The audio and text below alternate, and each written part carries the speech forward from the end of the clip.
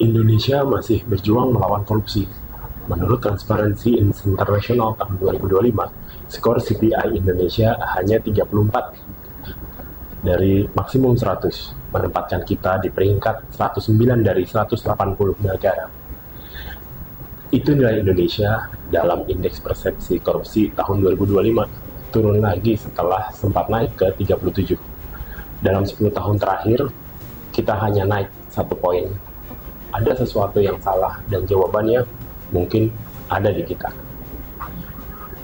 Nah, menurut Transparansi Internasional, CPI Indonesia di 2025 yang dengan skor 34 di peringkat 109, turun 10 peringkat hanya dalam setahun, bahkan 1 dekade. 2015 hingga 2024, kita hanya naik dalam 1 dekade. Sektor yang paling rawan yaitu pengadaan barang dan jasa, perizinan, dan penyalahgunaan anggaran. 3 sektor yang menyerap triliunan rupiah setiap tahunnya dari uang pajak kita. Korupsi tumbuh subur di celah-celah sistem yang tidak transparan. Ketika pengadaan barang masih dilakukan secara manual, tanpa tatap muka, minim pengawasan, disitulah peluang itu muncul. Markup harga terbuka lebar. Masalahnya bukan hanya niat pelaku, tapi juga sistem yang gagal mencegah. Tanpa transparansi, data, tanpa pengawasan real time, dan tanpa partisipasi publik, korupsi akan terus menemukan jalannya. Pertanyaannya, bisakah teknologi menutup celah-celah ini? Ya, sebenarnya Indonesia tidak mulai dari nol. Beberapa inovasi teknologi anti korupsi sudah berjalan. Pertama, platform jaga ID milik KPK. Mungkin masyarakat memantau dan melaporkan potensi korupsi di layanan publik seperti sekolah, rumah sakit, dan tempat-tempat lainnya. Ini adalah bentuk crowdsource accountability, pengawasan oleh jutaan mata warga.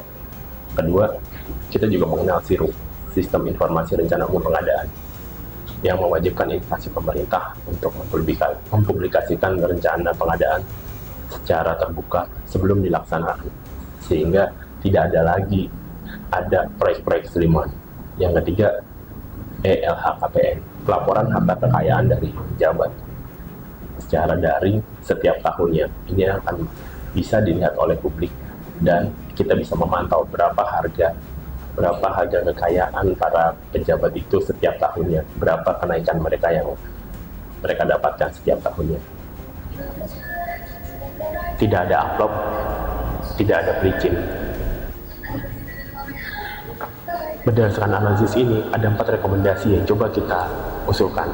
Yang pertama adalah wajibkan e-procurement, baik yang dilakukan terhadap anggaran besar maupun anggaran kecil yang sebelumnya dilakukan secara pengadaan langsung. Dengan transparansi terhadap melakukan e-procurement, maka tidak ada lagi pembelian-pembelian fiktif yang tidak bisa dilacak. Lalu, rekomendasi kedua, terapkan AI untuk mendeteksi anomali anggaran. Kecerdasan buatan bisa menganalisis pola pengeluaran pemerintah dari memberi peringatan pada saat ada terjadi kejanggalan, misalnya harga pengadaan yang jauh di atas harga pasar. Ini bukan fiksi. Rekomendasi ketiga yaitu open data yang benar-benar terbuka. APBN, APBD, dan laporan realisasi anggaran harus bisa diakses dan diunduh oleh seluruh masyarakat. Lalu, rekomendasi keempat, perkuat literasi digital anti korupsi. Teknologinya ada, tapi warga harus tahu cara menggunakannya. Kampanye penggunaan jaga ID, ILHKPN, dan kanal pengaduan perlu digalakkan, terutama di daerah. Teknologi bukan obat yang ajaib. Tanpa teknologi, kita hanya bisa mengandalkan niat baik dari sistem yang sudah rusak. Sudah saatnya Indonesia bergerak membangun arsitektur digital untuk membuat korupsi lebih susah untuk dikerjakan dan memudahkan akuntabilitas.